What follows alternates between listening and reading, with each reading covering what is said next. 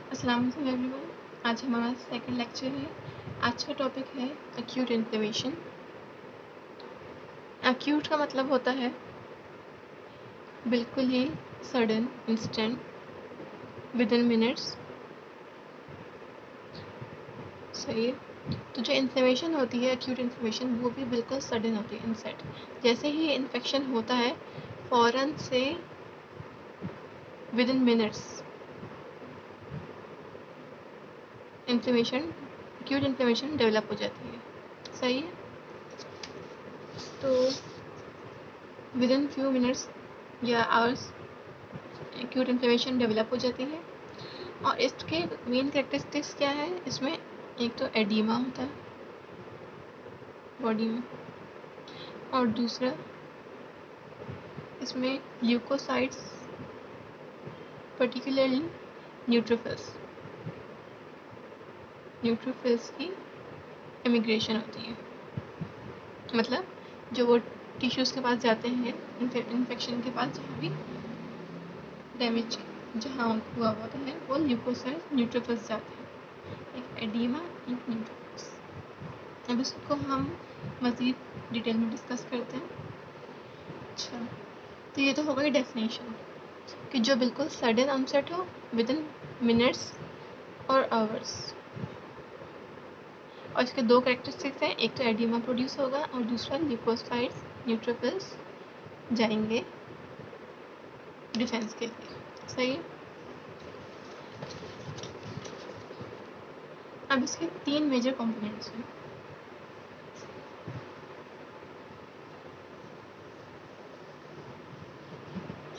तीन major components हैं इसके।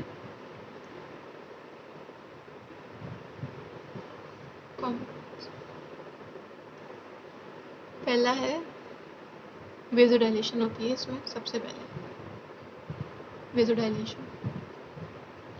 सेकंड है इंक्रीज्ड परमिएबिलिटी।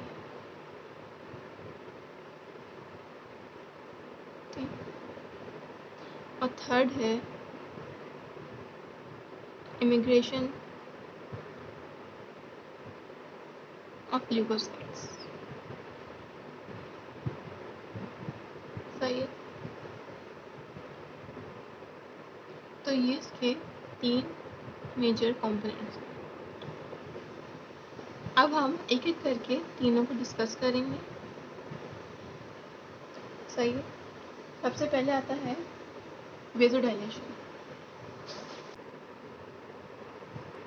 अच्छा, सबसे पहले मैं दो तरह के आपको फ्लूइड्स बताना चाहती हूँ। कौन कौन से होते हैं? एक होता है एक्सुडेट और एक दूसरा होता है ट्रांसुडेट। सही। एक्सुडेट जो होता है वो किसी भी, वो एक तो पहली बात प्रोटीन कंटेंट उसका हाई होता है, और ट्रांसुडेट का प्रोटीन कंटेंट लो होता है। सही। और इसमें सेल्यूलर डेब्रिस होता है,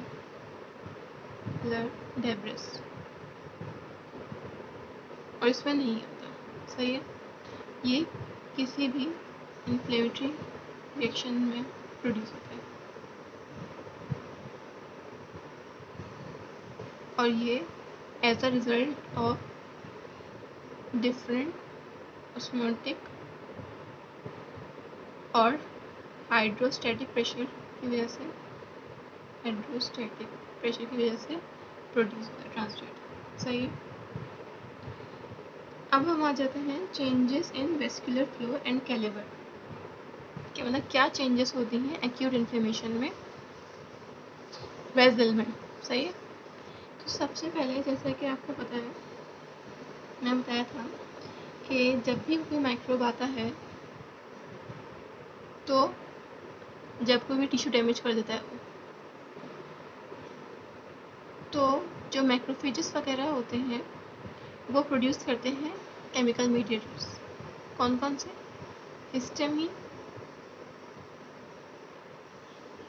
ब्रेडिकाइनिन, बहुत से, ये दो नाम लिख दिए। सही है। अब हिस्टामिन का क्या काम है? इनका काम क्या है? पहले तो ये वेज़ोडाइलेशन करवाते हैं। सही है, वेज़ोडाइलेशन।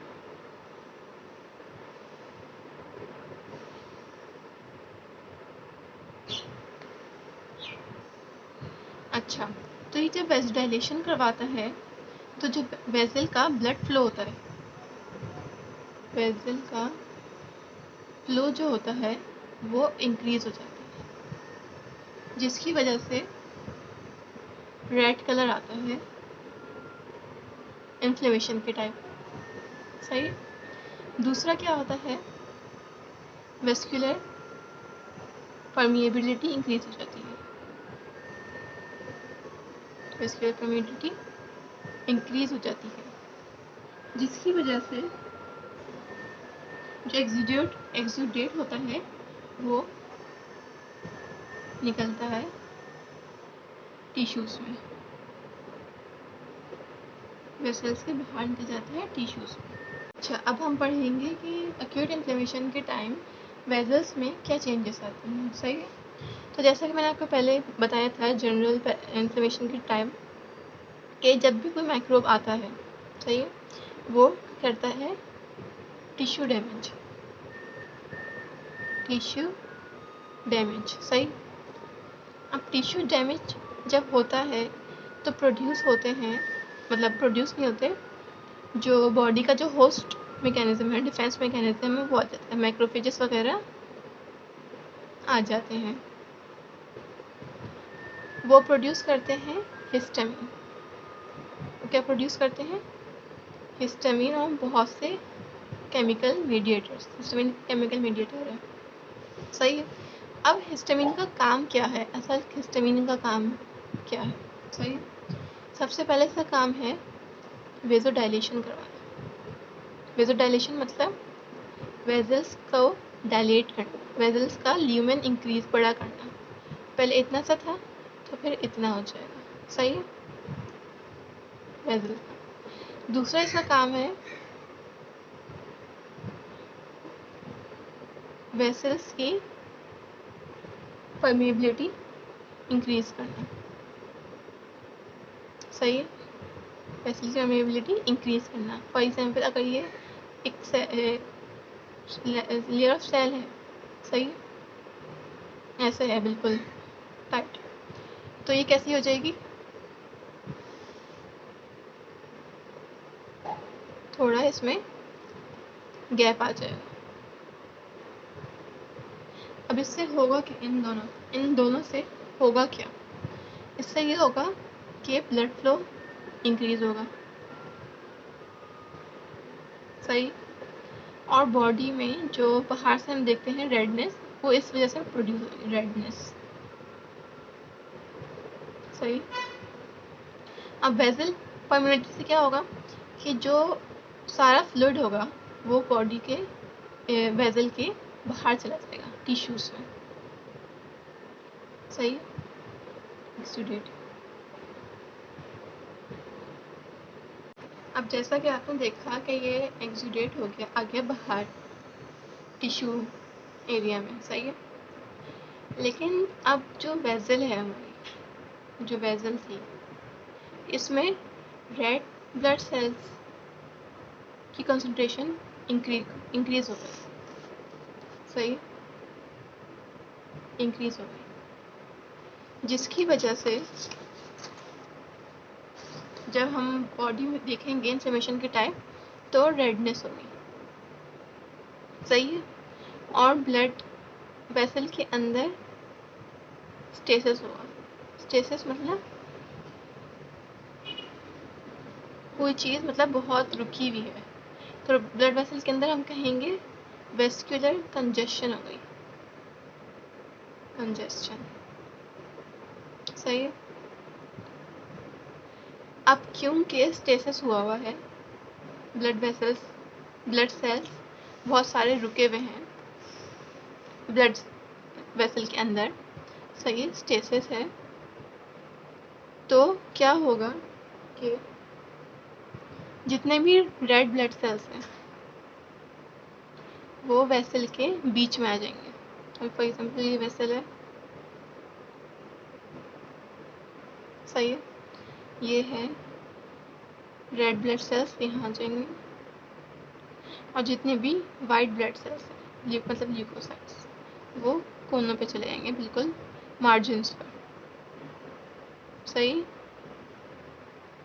और फिर ये वाइट ब्लड सेल्स जो हैं वो वेस्कुलर वॉल से बाहर चले जाएंगे टिश्यूज के पास, टिश्यू एरिया। सही है। जब स्टेसिस होगा तो जो रेड ब्लड सेल्स हैं वो बीच में आ जाएंगे और वाइट ब्लड सेल्स मार्जिन पे चले जाएंगे। फिर थोड़ी देर बाद वो वेस्कुलर वॉल से बाहर आ जाएंगे, इमिग्रेशन करेंगे और टिश्यू एरिया में आ जाएंगे ताकि वो अपना काम कर सके। सही है। तो ये तो हो गई हमारी वेस्कुलर चेंजेस। होता क्या है, सबसे पहले कोई भी माइक्रोब आया, टिश्यू डैमेज किया उसने, मैक्रोफेजेस आए, उन्होंने केमिकल मीडिएटर्स प्रोड्यूस करे, केमिकल मीडिएटर्स ने वेज़ोडाइलेशन प्रोड्यूस करवाई, वेस्कुलर परमेबिलिटी इंक्रीज करवाई। वेज़ोडाइलेशन से क्या हुआ कि ब्लड फ्लो इंक्रीज हुआ और रेडनेस आ गई आपकी बॉडी पर, जो एक कार्डिनल साइन था हमारा। अब वेस्कुलर वेसल्स परमेबिलिटी इंक्रीज करने से क्या होगा कि बाहर एक्सुडेट आ जाएगा, एक्सुडेट, और वेसल के अंदर रेड ब्लड सेल्स स्टेसिस हो जाएगी उसकी, वेस्कुलर कंजेस्शन। अब जब स्टेसिस हो गई तो रेड ब्लड सेल्स बीच में होंगे वेसल के और वाइट ब्लड सेल्स मार्जिन्स पर होंगे। फिर थोड़ी देर बाद वाइट ब्लड सेल्स वेसल से बाहर आ जाएंगे टिश्यू एरिया में अपना रोल प्ले करने के लिए। ये हो गई हमारी vessel changes, vascular changes complete यहाँ।